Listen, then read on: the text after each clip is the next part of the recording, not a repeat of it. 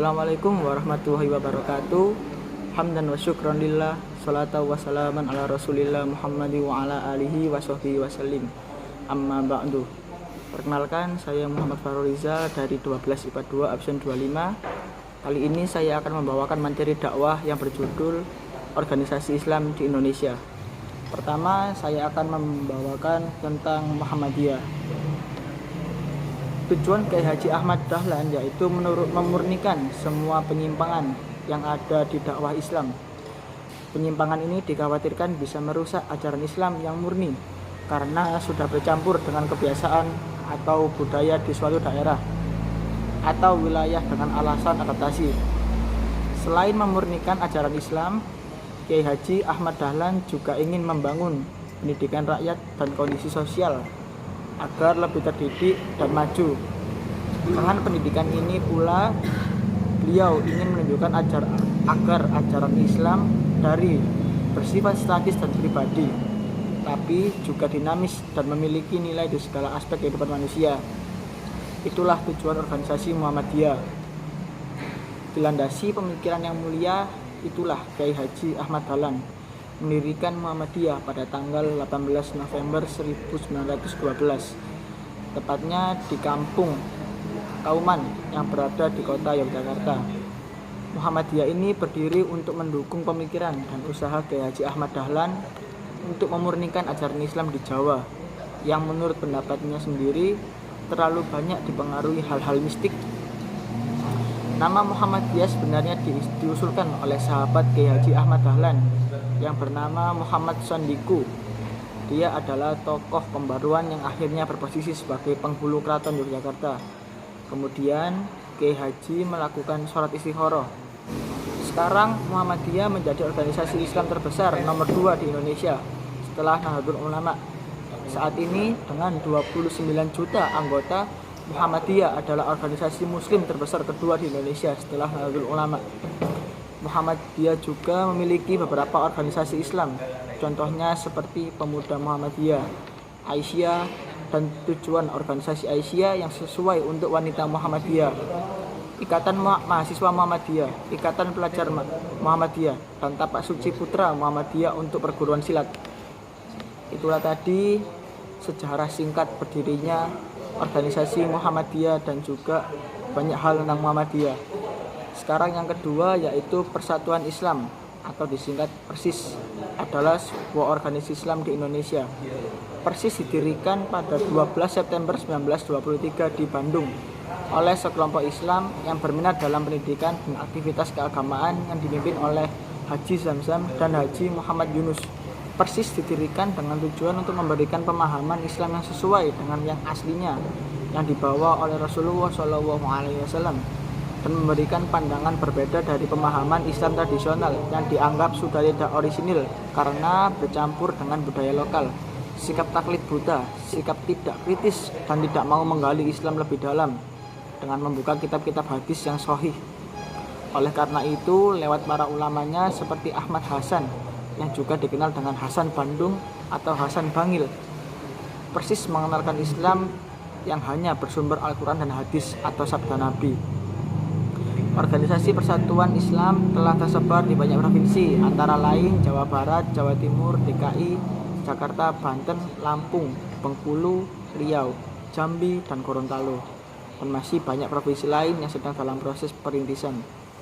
PERSIS bukan organisasi Islam yang berorientasi politik, namun lebih berfokus terhadap pendidikan Islam dan dakwah yang berusaha menegakkan ajaran Islam secara utuh tanpa dicampuri khurafat, syirik, dan bid'ah yang telah banyak menyebar di kalangan awam orang Islam. Itulah tadi penjelasan tentang organisasi Islam PERSIS. Sekarang yang ketiga yakni organisasi Nahdlatul Ulama. Embrio lahirnya NU juga berangkat dari sejarah pembentukan Komite Hijaz. Problem keagamaan global yang dihadapi para ulama pesantren ialah ketika dinasti Saud di Arab Saudi ingin membongkar makam Nabi Muhammad SAW karena menjadi tujuan ziarah seluruh muslim di dunia yang dianggap bid'ah. Selain itu, Raja Saud juga ingin menerapkan kebijakan untuk menolak praktik bermazhab di wilayah kekuasaannya karena ia hanya ingin menerapkan Wahabi sebagai mazhab resmi kerajaan. Rencana kebijakan tersebut lantas dibawa ke Muktamar Dunia Islam atau Muktamar Alam Islam di Mekah. Bagi ulama pesantren, sentimen anti mazhab yang cenderung puritan dengan berupaya merangus tradisi dan budaya yang berkembang di dunia Islam menjadi ancaman bagi umat Islam di seluruh dunia. Khairul Anam pada tahun 2010 mencatat bahwa Kiai Haji Abdul Wahab Hasbuwo bertindak cepat ketika umat Islam yang tergabung dalam Sentral Komite Al-Islam atau CCI yang dibentuk pada tahun 1921 yang kemudian bertransformasi menjadi Sentral Komite Khilafat dibentuk tahun 1925 akan mengirimkan delegasi ke Muktamar Dunia Islam di Mekah pada tahun 1926. Sebelumnya, CCC menyelenggarakan Kongres Al-Islam keempat pada 21 sampai 27 Agustus 1925 di Yogyakarta. Dalam forum ini, Kiai Haji Wahab Hasbuwo secara cepat menyampaikan pendapatnya menanggapi akan diselenggarakan Muktamar Dunia Islam. Usul Kiai Wahab antara lain, delegasi CCC yang akan dikirim ke Muktamar Islam di Mekah harus mendesak Raja Saud untuk melindungi kebebasan bermazhab. Sistem bermazhab yang selama ini berjalan di tanah Hijaz harus tetap dipertahankan dan diberikan kebebasan.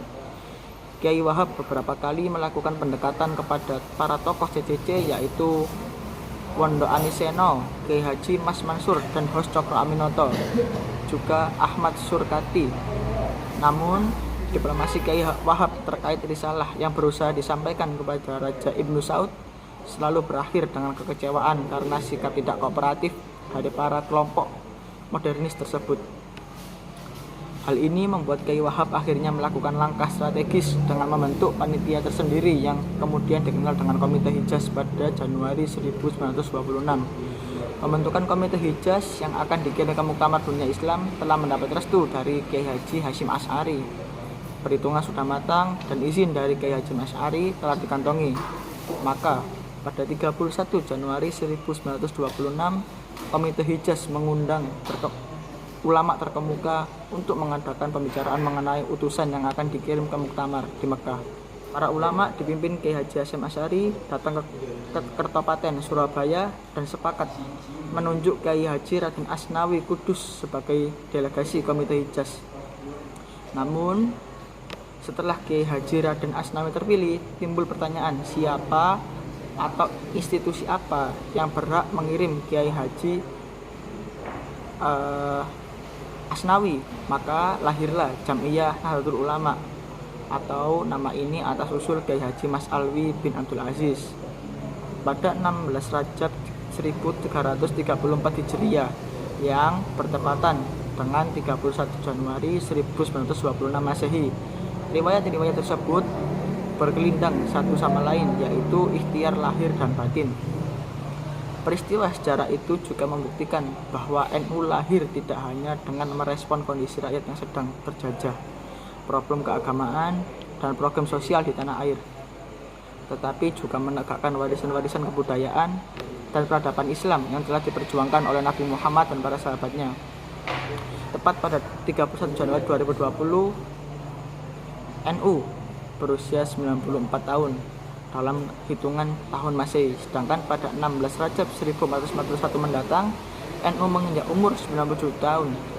Selama hampir satu abad tersebut, NU sejak awal kelahirannya hingga saat ini telah berhasil memberikan sumbangsi terhadap kehidupan beragama yang ramah di tengah kemajemukan bangsa Indonesia.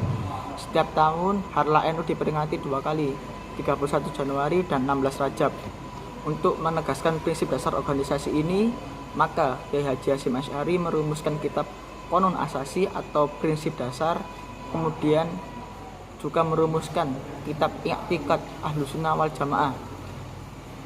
Kedua kitab tersebut kemudian diejawantahkan dalam Hibtah NU yang dijadikan sebagai dasar dan rujukan warga NU dalam berpikir dan bertindak dalam bidang sosial, keagamaan, dan politik.